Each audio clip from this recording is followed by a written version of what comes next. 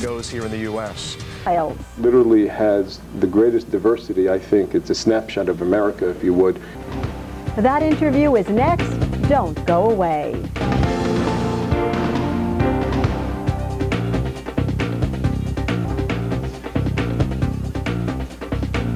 Englewood is 5 square miles and has about 30,000 residents. It is one of only 2 cities in Bergen County, Hackensack being the other one. And it's a very diverse city. Recently, I sat down with Englewood's mayor, Michael Wiles, to chat about what's ahead for the city of Englewood. The last 3 days of July, July 26th, we have a sidewalk sale.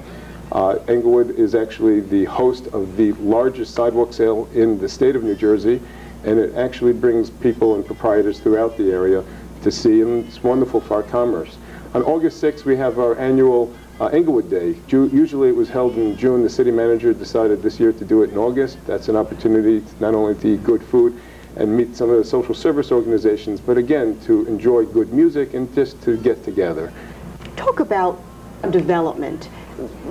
This is a question and a concern not just for the city of Englewood, not just for Bergen County, although I think it is particularly crucial here in Bergen County, but I think for the entire state of New Jersey.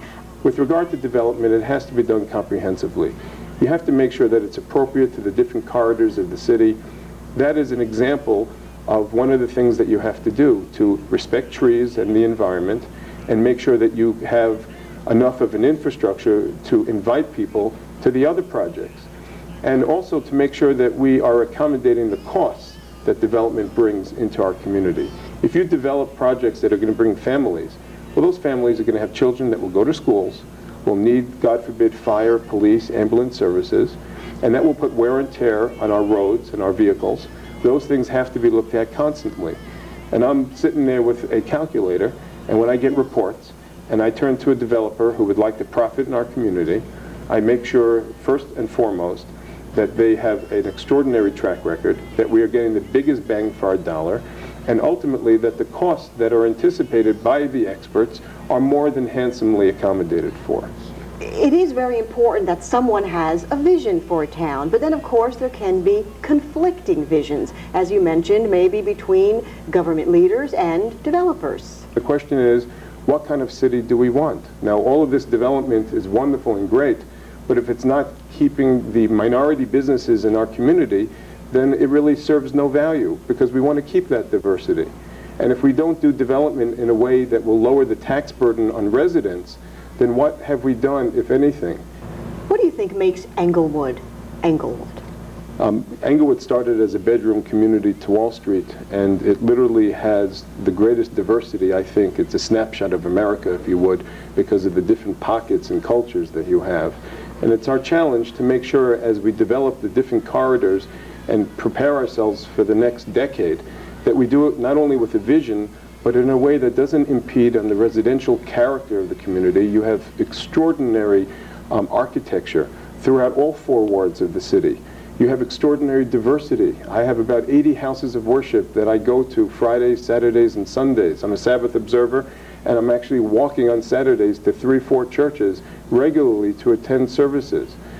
Talk about the character of Englewood. And I have the privilege of having an extraordinary professionals in the police, the fire, the ambulance service, people who have grown up and lived in the community, whose parents lived in the community. When there's something on the street, this mayor and other officials actually physically pick it up ourselves because we feel a personal proprietorship, if you would, to the city's future. You referred to a renaissance with the school district. What do you mean by that? The Dwight Morrow High School and the academies are bridging the divides that we all read about months ago. And I have to tell you that we're very encouraged, not only with the grades, but the progress and the extreme care that the superintendent and the teachers are giving the students. So you see that as a real renaissance? Oh, it's got to be part and parcel. You can't bring development like you see in Englewood and increase the commerce without looking at the schools. First of all, the future mayors and the future leaders of our nation, forget our city, are coming from those schools, and everybody in this country is entitled to an opportunity and a better bite at the apple.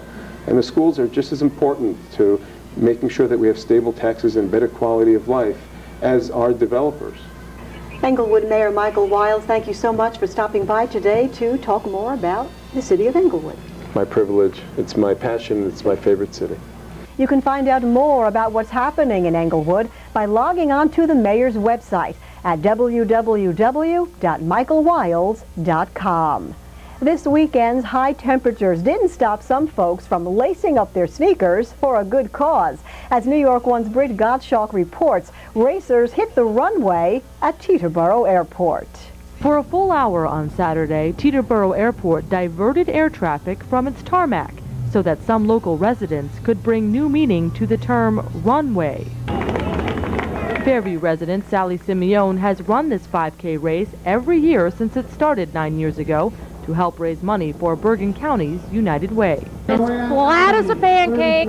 All my running club members are here, and it's just fun. She came in first in her age group, but over 800 other runners pounded the pavement as the tarmac cooked in the summer's first heat wave. It was very hot today, but enjoyable. The camaraderie, the spirit, it's good.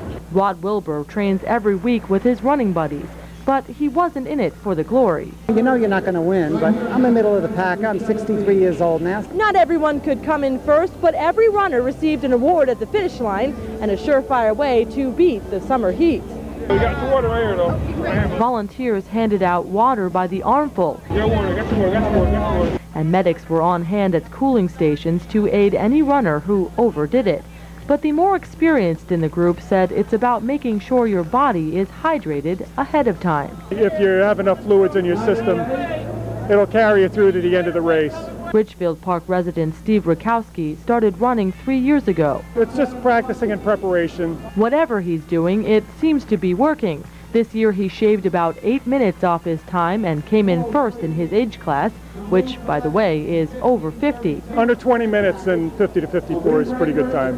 And usually as you get older, you slow down, so, you know, it's not a bad time. And with the help of runners like Rutkowski, the local United Way shows no signs of slowing down either.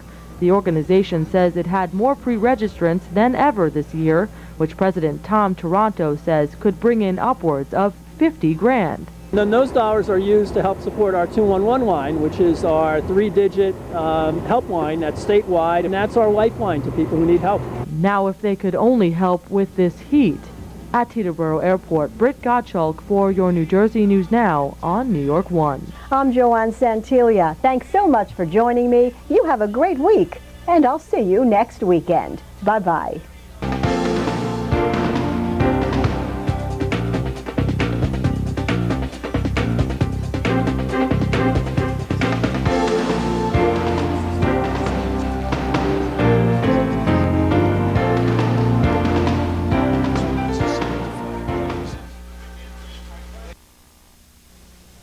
The following is a paid advertisement for the Core Sculptor, brought to you by the American Core Training Institute.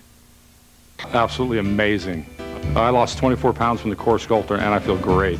I lost 3 inches around my belly since using the Core Sculptor, and it's been great. My clothes fit better. My body's back to where it was before I had my son. How have all these men and women lost inches and dropped sizes without skipping a single meal? They got slim from within with the Core Sculptor, the home fitness breakthrough that sculpts your body from the inside out. Core training is the hottest workout in health clubs all across the country, and it's the key to a beautiful body. It's how Hollywood stars get lean, toned, and red carpet ready, because it strengthens the muscles deep within your center, which then act like a corset to pull everything in tight. Your core is your body's midsection, including the important muscles along your lower spine. And now you can get a complete core training workout in only 4 minutes a day, thanks to the Core Sculptor. The secret is the Core Sculptor's rolling resistance design, which allows a single, simple-to-use machine to target all your core muscles, including your upper abs, your lower abs, your obliques, even your lower back and your glutes. The Core Sculptor has a double-thick exercise pad, so you'll always be comfortable. And its smooth, rolling wheels work on wood floors or carpet. And while it's small enough to hide under your bed, the Core Sculptor is so solid, it comes with a lifetime warranty. And it's so effective, you're guaranteed to lose 2 full pant sizes within 30 days or your money back. Plus, you'll find out why this 3-time Olympian relies on the Core Sculptor to keep her at the top of her game. And you'll even get a chance to receive the Core